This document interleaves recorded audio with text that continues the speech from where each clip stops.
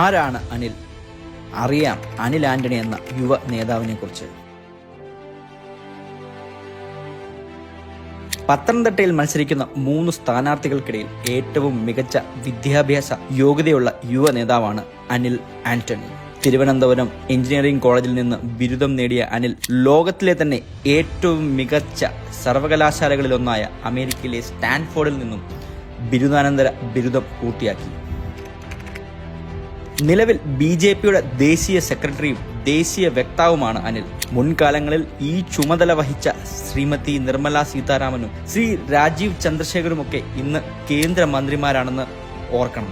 BJP ദേശീയ നേതൃത്വം ഒരാളിനെ ഈ ചുമതല ഏൽപ്പിച്ചിട്ടുണ്ടെങ്കിൽ അതിനർത്ഥം ലോകത്തിലെ ഏറ്റവും വലിയ രാഷ്ട്രീയ പാർട്ടി വിശ്വാസമർപ്പിക്കുന്ന യുവ നേതാവാണ് അനിൽ എന്നാണ്.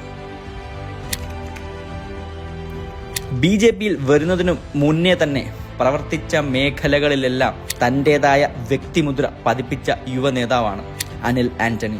സാങ്കേതിക ശാസ്ത്ര മേഖലകളിൽ പ്രവർത്തിക്കുന്ന ലോകത്തിലെ എണ്ണം പറഞ്ഞ പല ബഹുരാഷ്ട്ര കമ്പനികളുടെ ഉപദേശക സമിതിയിൽ അദ്ദേഹം പ്രവർത്തിക്കുന്നുണ്ട്. സിസ്കോ സിസ്റ്റംസ്, ഗ്രാൻഡ് ത്രോംപ്ടൺ, ബീസീം കമ്മ്യൂണിക്കേഷൻസ് എന്നിവ അതിൽ ചിലത് മാത്രമാണ്.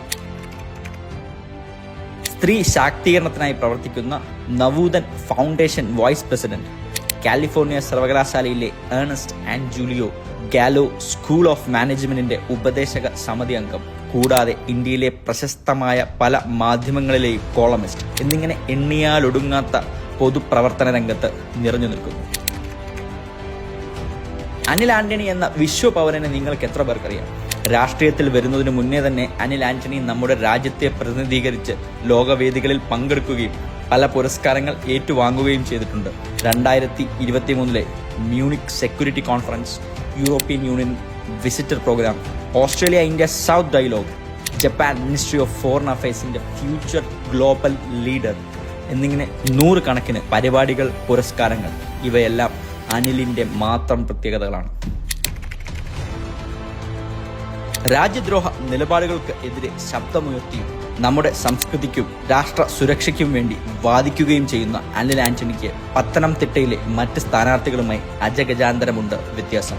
ലോക നേതാവ് ശ്രീ നരേന്ദ്രമോദിജി നേരിട്ട് അനിലിന് വേണ്ടി പ്രചരണത്തിനെത്തുന്നു എന്നത് മാത്രം മതി അനിൽ കെ ആന്റണിയുടെ ഗ്രാഫ് എത്രയാണെന്ന് മനസ്സിലാക്കാൻ. അനിൽ നമ്മുടെ അഭിമാനമാണ്. അനിൽ മോദിയുടെ പ്രിയപ്പെട്ടവനാണ്. അനിൽ മോദിയുടെ ഗ്യാരണ്ടിയാണ്. അതെ, അനിൽ പത്തനംതിട്ടയ്ക്ക് അനിവാര്യനാണ്.